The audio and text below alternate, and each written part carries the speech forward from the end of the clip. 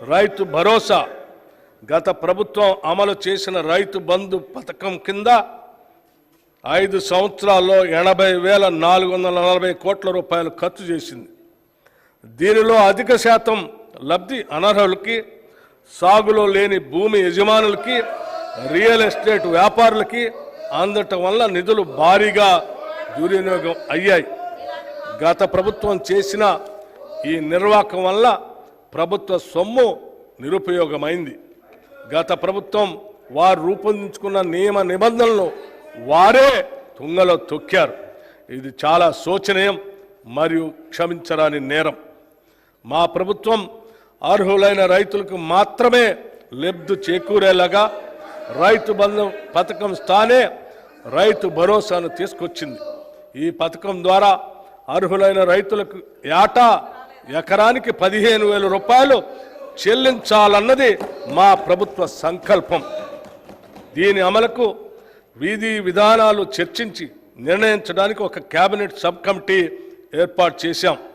ఈ కమిటీ పలు జిల్లాల్లో పర్యటించి ఆ ప్రాంత రైతుల్ని, వ్యవసాయ రంగ నిపుణుల్ని, మేధావుల్ని సంప్రదించి వారి అభిప్రాయాలను సేకరించింది.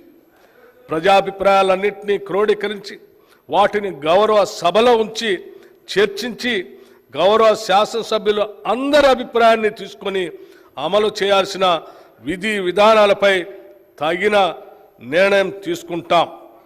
ప్రభుత్వ విధానాలు పారదర్శకంగా ప్రజల భాగస్వామ్యంతో ఖరారు చేయాలి. అంతేకాని 4 గోడల గడిల మధ్యన కాదు అని మా పనితీరుకు రైతు భరోసా విధానం ఒక ఉదాహరణ. తెలంగాణ ప్రభుత్వం అసెంబ్లీలో బడ్జెట్ను ప్రవేశపెట్టింది. రాష్ట్ర ఆర్థిక శాఖ మంత్రి మల్లు భట్టి విక్రమార్క 2,91,159 కోట్ల రూపాయలతో బడ్జెట్ను ప్రకటించారు. అయితే ఈ బడ్జెట్లో రైతులకు మొండి చేయి ఏర్పడిందని విమర్శలు సైతం వ్యక్తమవుతున్నాయి.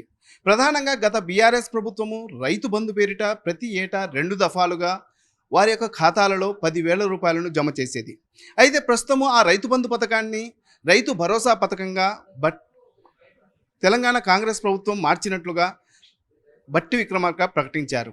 అయితే తాము ప్రతి ఏటా 15,000 రూపాయలను 2 దఫాలుగా రైతుల ఖాతాలో జమ చేస్తామని, ప్రస్తుతము ఈ పథకం అమలుకు పలు పరిశీలనలు అంటే ప్రజాప్రతినిధుల యొక్క అభిప్రాయాలు, వ్యవసాయ పరిశీలకుల యొక్క అభిప్రాయాలు, విశ్లేషకుల యొక్క అభిప్రాయాలను పరిగణనలోకి తీసుకుని తాము పథకాన్ని అమలు చేస్తామని ప్రకటించారు భట్టి విక్రమార్క. అయితే ఈ విషయంపై రైతులు సైతము ఆగ్రహం వ్యక్తం చేస్తున్నటువంటి పరిస్థితి. తాజాగా తొలిసారిగా కాంగ్రెస్ ప్రభుత్వం ప్రవేశపెట్టినటువంటి బడ్జెట్లో రైతులకు మొండి చేయి ఏర్పడడంపై సర్వత్రా విమర్శలు వ్యక్తమవుతున్నాయి.